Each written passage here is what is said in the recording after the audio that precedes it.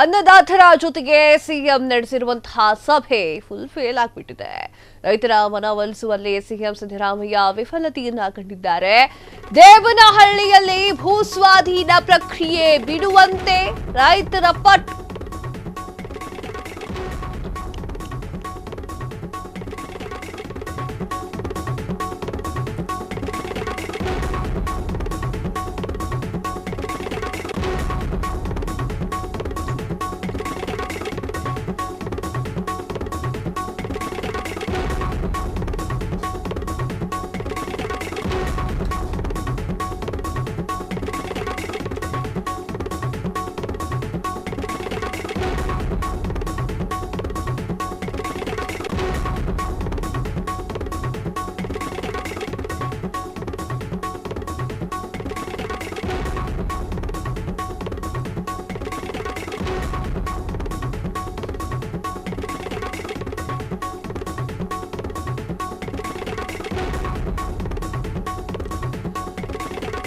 ಅನ್ನದಾತರ ಜೊತೆ ಸಿಎಂ ನಡೆಸಿದಂತಹ ಸಭೆ ಫೇಲ್. ರೈತರ ಮನವೊಲಿಸುವಲ್ಲಿ ಸಿಎಂ ಸಿದ್ದರಾಮಯ್ಯ ವಿಫಲ.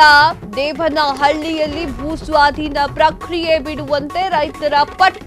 ಮುಖ್ಯಮಂತ್ರಿಗಳ ಯಾವುದೇ ಮಾತನ್ನ ಒಪ್ಪದೇ ಇದ್ದಂತಹ ರೈತ ಮುಖಂಡರು ಕಾನೂನಿಗೆ ವಿರುದ್ಧವಾಗಿ ಸರ್ಕಾರ ಯಾವುದೇ ಕ್ರಮವನ್ನ ಕೈಗೊಳ್ಳಲ್ಲ, ನಿಯಮಾನುಸಾರ ಅಂತಿಮ ನೋಟಿಫಿಕೇಶನ್ಗಾಗಿ ಹೋಗಿದೆ, ಹೀಗಾಗಿ ಅದರ ಕಾನೂನು ಅಂಶಗಳನ್ನ ಪರಿಶೀಲಿಸುವ ಅಗತ್ಯವಿರುತ್ತದೆ.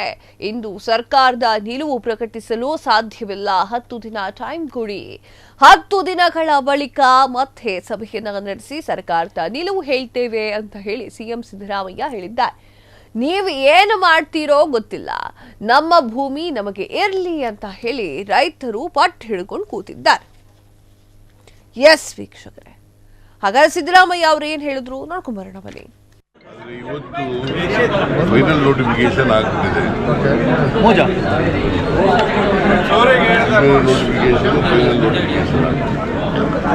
ಅದರಿಂದ ಸ್ವಲ್ಪ ಲೀಗಲ್ ಆಗಿ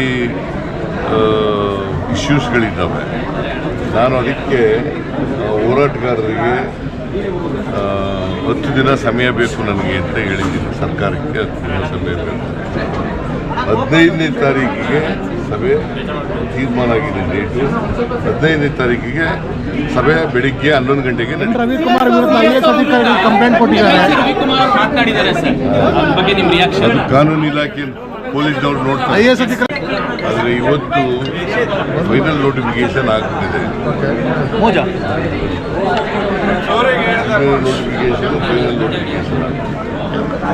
ಅದರಿಂದ ಸ್ವಲ್ಪ ಲೀಗಲ್ ಆಗಿ ಇಶ್ಯೂಸ್ಗಳಿದ್ದಾವೆ.